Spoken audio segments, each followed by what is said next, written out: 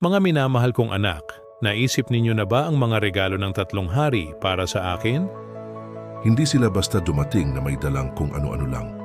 Ang ginto, kamanyang at mira, bawat isa ay may malalim na kahulugan. At hanggang ngayon, may mensahe ito para sa inyo. Isipin ninyo, ang ginto ay ang inyong pagsisisi. Kapag nagkakasala kayo, parang inaagaw ninyo ang trono ng inyong buhay.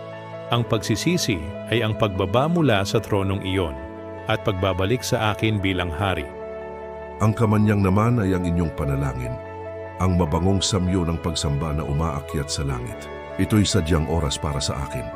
Hindi lang ang mga natitirang sandali ng inyong araw.